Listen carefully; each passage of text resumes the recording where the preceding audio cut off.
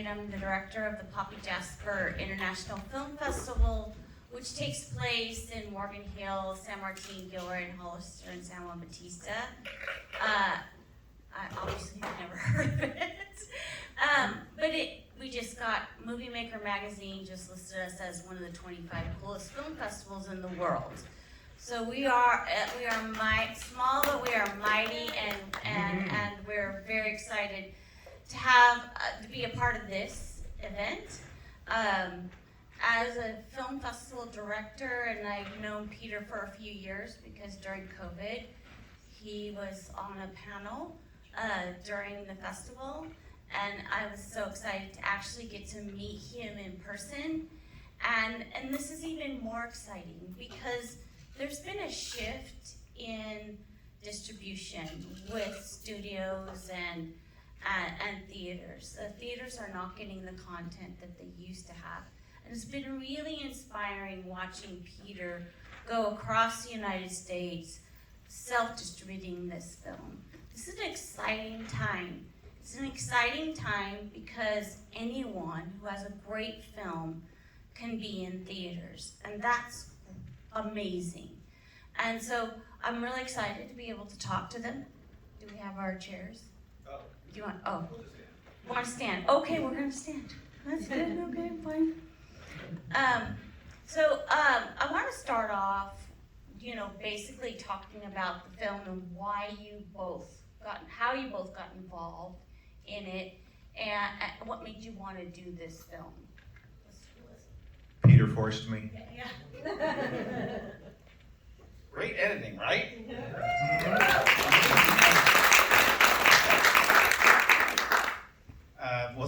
The Occult is my fourth feature film, and I've been trying to make feature films my whole life. I made my first feature film when I was 17, and then I made another film when I was 23, and then I made another one when I was 29. I've been trying to make another feature film ever since, and it's just been impossible. So I decided to write something that I could afford to shoot.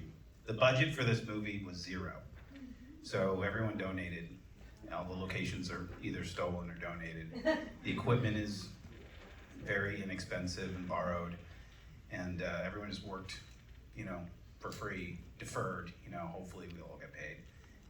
But it was just, what could I do that was, commercial, that I could do if I never raised any money. Why this genre? Well, horror is kind of, you don't need a star. The genre is the star. And so I thought originally it was called Psychic Stalker, and it was gonna be kind of like a Joe Dante movie, sort of almost like a comedy, really. I mean, I guess this is kind of like a comedy. There's a lot of funny parts in it. And most of the cast are stand-up comedians. But originally it was gonna be kind of unbelievable and cartoony.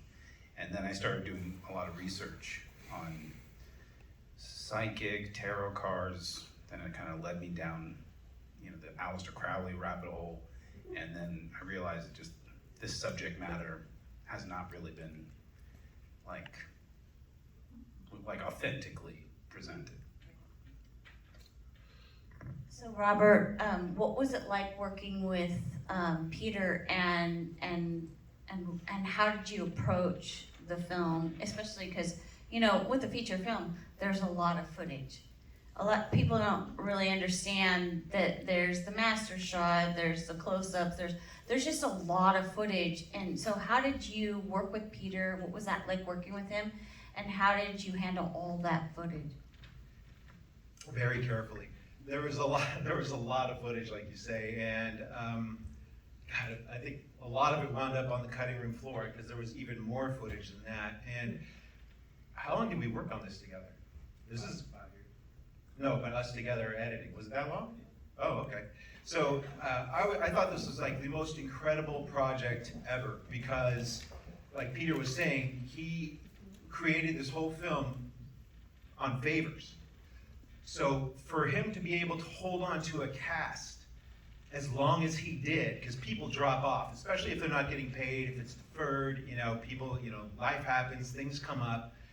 And I don't know if you noticed in the, this is really funny, in the hospital scene, that our lead actor what do they call that, a Birkin, or the fake beard?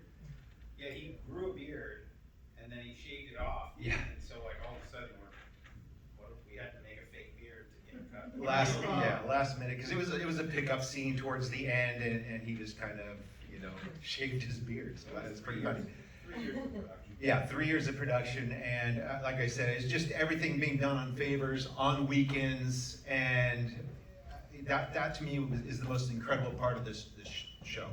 And they had 2 different DPs, just in case one was busy, but 3 different DPs. Okay, sorry, I thought it was 2. But yeah, just incredible how the whole thing came together, and yeah, it was an insane amount of footage. It's really hard to make a film look as good as it looks on the screen like this. I mean, you said you had 3 cinematographers. That's not easy to do. Did they all use the same camera, and how did you match everything? And what was that process like? Yeah, we shot with the same camera. It was 90% one cinematographer, but every once in a while I needed like a pinch hitter. What was the camera? The camera was a Sony A7R, which is a $1,200 camera that's as big as a pack of cigarettes. That's insane. It's 4K. It has a lot of dynamic range. It was the first A series for Sony, but it's like a prosumer camera. I mean, it's just like a DSLR mirrorless camera. May I ask what your lens package was? Oh yeah, there's a real filmmaker. Because everyone focuses on cameras, and it really is it's not really about the cameras. It's about the lenses. So fortunately, we shot this in Los Angeles. And so there's so many professionals in the film industry, and all of the major companies are there. So one of my best friends works at Canon. And so he had their best Cinema Prime lenses, which is a $65,000 suite of lenses that he kind of snuck to me like a drug deal. We'd meet in an abandoned parking lot, and he'd give me this $65,000 suitcase filled with these amazing lenses. We'd shoot for a couple days, and then it would be like the drug deal would be back again.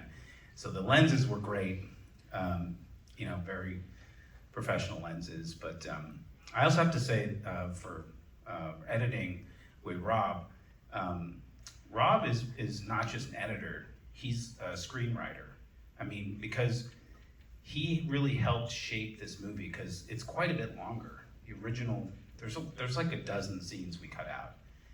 And he really helped kind of clue me in, because I was so close to it, that scene, you kind of already did that. You already shot that scene, kind of, that's redundant. So he really helped me kind of get rid of stuff, or the scene's done, just let's get out of there. And, so I'm really grateful for his story mind as much as he is a technical editor. I have one more question, because I always feel like music is another character in the film, and it really did change the way you feel about the scenes. I mean, it really drove the whole story. Can you talk about the music, and how did you come to that genre of music? So, thank you. I love the score. Let's give a hand to Christopher James Thomas. Chris has been my composer for 30 years, and I exclusively work with him, and he's an Emmy award-winning composer, and he's in Portland, so I'll go up to Portland and be there for a couple months working on the movie with him. What my vision was for the movie was, it's kind of like a sort of a homage to Hitchcock, but it's also an homage to the films that were inspired by Hitchcock. So Hitchcock, his composer was Bernard Herrmann, and so I wanted something that sounded like Bernard Herrmann, but I didn't want to just copy Bernard Herrmann. I wanted to copy the people who were copying Bernard Herrmann. So in the late 70s and early 80s, there was a lot of synthesizer music for horror films, and a lot of movies were sort of The Shining, or every Brian De Palma film. They would make a movie that was sort of like inspired by Hitchcock, but then it would be like heavily synthesized. This is synthesizer. So there's this synthesizer called the Prophet 7, and it's like an analog synthesizer. And so he bought that synthesizer for this movie. And it's kind of a rare thing, you know, this synthesizer, this analog synthesizer. And so we kind of merged those two sounds to create something that's sort of like the third generation Hitchcockian homage. Before we get into the distribution part, because I want to get into that, does anyone have any questions for either Peter or Robert? I have to. Of course, Guillermo, let's go Guillermo. Yeah, I'm curious about the sound design, like why there were so many sirens and helicopters and motors. So if you've like ever lived in drowning out Los the Angeles, dialogue. See, you just that was the drowned me one out. thing. I'm from the Bay Area, originally from Marin, and I've kind of gone back and forth between the Bay Area, like Oakland, Marin, and Los Angeles. And it was the one thing that I kind of like, was like one of those things when I first moved there. It was like, there's an emergency all the time.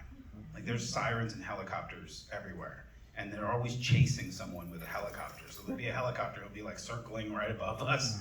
And then there'll be all this stuff around, you know, and it was one of those things I felt like no other city, maybe New York, has that kind of sound palette. And so, and it was something I sort of haven't really heard or noticed in movies that take place in Los Angeles. So that was something, you know, Los Angeles is a character in the movie, and I wanted to show parts of LA that we hadn't really seen before in movies. And also, I wanted to create a sound, sort of, a sound design that. It also harkened to the chaos. Right, the chaos of the subliminal of the chaos, yeah. How chaotic that was when Zoe was arguing with her brother about, you know, it kind of hit some of the dialogue, but I think it brought the emotion into what was happening on screen more than anything else. It didn't really matter what they were saying as much as it was that emotion at that time. So it kind of adds to the chaos, and that's kind of what I think we were going for there. It definitely makes you feel panicked, you know, even though they're having a conversation, and it's true. When I lived in LA, and it's constant. You never really get used to it. You don't get used to it. Kevin. Two questions, and one probably leads into distribution. First, how did you get around the drone laws? Because Santa Monica, you can maybe film in 4 feet square. And the other is, do you just go from theater to theater with the DCP? So what's happening this month is the first time, so far every 2 weeks I'll do another screening. So I've been literally living out of my car for the last year. And I go to a city, like I've been here for 2 weeks. And I've been handing out those flyers, those tarot cards. Who got those? Anybody? Yeah. And that's how I market the movie. Plus I have like TikTok ads. And then they're running the trailer. So there's a lot of different techniques that I'm using to promote the movie, but that's what I've been doing so far. But I started by doing like screenings like on a Tuesday, a Monday, Tuesday, Wednesday, Thursday kind of screening, like a single one of those, you know? But then if it did really well, they would bring me back and I would be able to play the weekend. And then now I'm getting my first runs. So there's gonna be five theaters that are gonna play the movie every day for 2 weeks during the month of October and into early November. Where are they at? Florida, 2 in Minnesota, and then this theater, as of today, we're gonna be having the movie play over the weekend of Halloween. So multiple shows maybe, I don't know.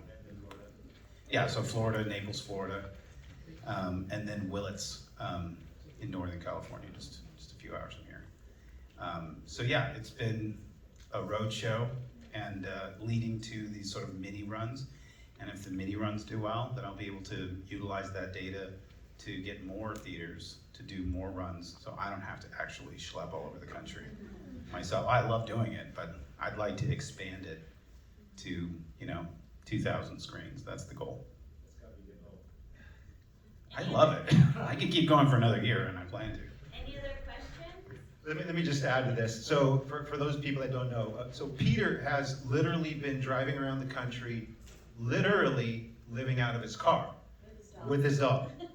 And you know, you belong to gyms and you shower at the gyms. And, you know, hopefully that you know somebody in that town, friends or whatever, and you stay with some friends. But mainly, you're in your car. Yeah. I could never do that. I think that's incredible. I'm sorry. We have a question up there. I was just curious, my friend and I, we talked to you earlier, We met at the comic book shop. yes, we're also filmmakers and trying to do this kind of stuff, and we think this is awesome, and I was just kind of curious, because when we were in the filmmaking process and trying to get funding, because you talked about how you have like a $0 budget, which is rad, we were in the same boat, and I think we were struggling to figure out like the right route to go with getting donations, and we got a few, but I guess my question is kind of like, if you have any recommendations or resources or places to go that you would recommend, like trying to get funding for stuff? Yeah. Yeah. My feeling about funding is it's never been harder because movies don't make money anymore. And most movies, people get picked up on streaming for no money. And then you get, like, I have a friend who won the big film festival that Film Threat does every year. He won the festival. And he got distributed for no money. It's on Pluto and Tubi and Amazon and Apple, and every quarter he gets about $80. And that's really common. And most filmmakers won't tell you the truth, that they're not making any money. They'd rather just sort of say, I'm on Netflix or whatever it is, you know? And it's like, if I sold this movie today to Netflix, I might get $20,000. So it's a crisis. It's nothing short of a crisis that's going on. So I think that if you watch a movie on your phone, it's just, it's a crime. You know, it's an insult to the person who worked, all the people that worked on the movie and put their blood, sweat, and tears into something, and you're like taking a shit, in your bathroom, watching someone's like many years of hard-earned work. A good movie should be seen in the theater with surround sound, shoulder to shoulder with strangers and friends and family, and experience something together. Like, put the phone away and just pay attention to this. If you watch this movie at home, even in your living room, I guarantee you the phone is nearby and it will vibrate and distract you. And by the time you're finished watching this movie, you will not get half of the things that I've subtly placed in there, because you will have checked Facebook and Instagram and in your messages, a dozen times. And every time you do that, you're out of the movie, you're thinking about your own life. And movies should be an escape. Like, put yourself aside for a moment and go into someone else's world. That's why the movies are so important. I have a question for you. Are you making a short or a feature? It's a short. It's a short. Have you thought about Seed and Spark? I have not. Seed, and then the ampersand and Spark is a great platform for short films. I think feature too, but the thing is they have so much, so many videos on how to get money for your film, and I've just seen a lot of filmmakers have a lot of success that way. It's gonna be, you also need to make sure that you have a following and that you have a list of emails, because those are the people that are gonna donate initially, and just to make sure that your ask is reasonable. So those are a couple of things, but if you go to Seed and Spark, there's plenty of videos on how to get money from audiences. My advice is to not raise money, unless you have a lot of rich friends. Because trying to get strangers to give you money for a short film, it's impossible, really. It's not impossible, but the chances are very small. And what do you got to spend money on anyway? These cameras are basically free. You can shoot on your iPhone. You can edit on your iPhone if you wanted to. I mean, all this equipment is free. We edit on the industry standard editing program is DaVinci, and that's free software. And we did over 100 visual effects shots for this movie. So like the church, inside and outside, and the forest is all Unreal Engine, which is a free software program. I said that's free too, yeah. Yeah, so it's like, what do you gotta spend money on? Pizza? You really don't need to spend money. Just make your movie. Spend half your life trying to raise money, when you could be making a movie. What about the Easter eggs of the film? The skulls placements with, like when they first go to the club with her. Is that intentional, or was that just happen to be in the scene? Oh, the alley? Yeah. That's totally not real. That's good. That's a matte painting actually, and it says Fidelio on there, which is a little nod to Eyes Wide Shut. Yeah, everything in that scene except for them is a matte painting. This is a very visual effects heavy movie, and I'm glad most people can't tell. Nils, do you have a question? Yeah, it was going back to the use of Unreal Engine. Did you determine, because some was obviously shot on a location, like coming in and out of the doors and stuff. Now, is that something you determined before or after you shot the visual effect Unreal Engine footage? I'm sorry, can you rephrase that? Okay, let me rephrase it.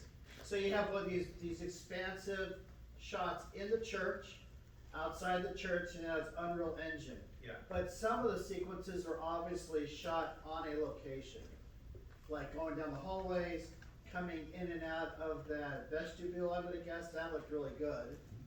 But I mean, how did you determine there was some stuff you shot on location? Was that just pick up stuff afterwards to tie some stuff together? Yeah, I mean, I basically tried to find everything practical. Yeah. And everything that I couldn't do, there was a church which was turned into a synagogue that did allow me to shoot in some parts of their church. I couldn't shoot in their congregation area, but their lobby area. Exactly. Yeah, that was real. So that's real. And the hallway. You decided, you shot as much as you could real, Yeah. and then you determined Right. what you needed to build in the Unreal Engine app. Yeah, we went to their attic and we shot the Charlie and Sadie lying there, and it didn't look good. So what we did was we cut them out of the background, and then we created an Unreal Engine attic. So the entire attic with all the furniture, and there's And some it tied mannequins much better and boxes and to stuff. the- That's all Unreal. Yeah. And they're just there, placed as a video card, essentially. And it tied much better to the bigger scope of the. Right, yeah, it connected the lighting from outside, and then, but yeah, I mean, I just tried to do, I looked for years for a church, for exterior shots. And then I wanted a forest with the church, and I couldn't find it anywhere, and then it just became really expensive because I wanted to have shafts of moonlight, and I wanted to be all foggy, and then to rent a moon light is $10,000 a night. And I didn't have that, and I wanted 50 people, half of whom are naked, and the other half are in robes, to be running through the forest, and that was just too expensive. So some of those people are real, and some of them are digital.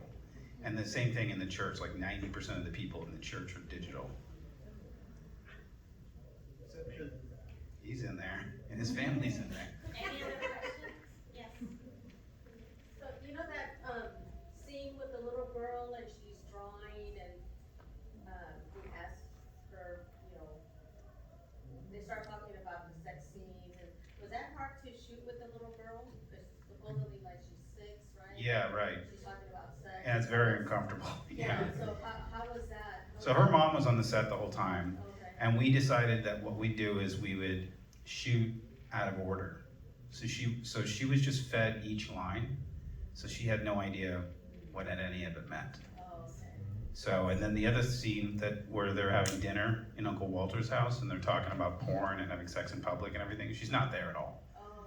So we just cut her in, we inserted her in, so it feels like she's right there listening to inappropriate stuff. But we shot her out and she was gone by that time. Any other questions? Yes. Eduardo, thanks for coming. Eduardo is on tour with his horror film called Bears on a Ship, and he's been touring the whole country as well. And he's been killing it. How did it feel for you both, like, when you exported, the film and the DCP, you were just getting ready to show it the first time in the theater, like, how did you guys take that in? You kind of remember that? I think this is the first time he's seen it in theater? No, the first time I seen it in theater with the final audio. Oh, yeah. I watched it in there before. That's Okay. the last time I saw it. But you hadn't really seen it in its final form. No. Yeah, I mean, I was just nervous. I mean, I was super nervous. And the first time I screened it was in Texas, at the Texas State University, in an auditorium there. And I had distributed a bunch of those tarot cards. It was sort of an experiment, and 250 people showed up. And it was like, wow, like, this is amazing. Like, something about this movie is attracting people. And then watching the audience watch the movie it was so cool to see them like lean in and laugh at the right moments and gasp at the right moments. And 250 people watching the movie, and when she like leans into Uncle Walter, she's like she's having sex with her grandpa basically. And the whole audience just goes, it's pretty crazy. And then this is the 22nd time I've screened the movie with an audience. And it's the same thing. I listen, and there's the laugh there, there's the shock right there, It's like clockwork. It doesn't matter if it's Iowa or Georgia or Indiana or Wisconsin, Minnesota, Michigan, LA. The audience reacts the same, which is really nice. I love watching it with an audience. I'm addicted to it. Any other questions? The filmmaker? Couple? Oh, no? Well, thank you. Thank you so much for coming out. Yeah. Tell your friends. We'll be playing here at the theater for Halloween. Thank you, Maddie. Go to the Poppy Jasper Film Festival. What's the date on that? April 8th through the 15th. April 8th through the 15th in Gilroy, Morgan Hill, and Hollister. Thanks, guys.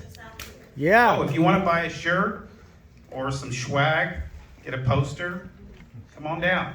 Buy some stuff. Support the arts.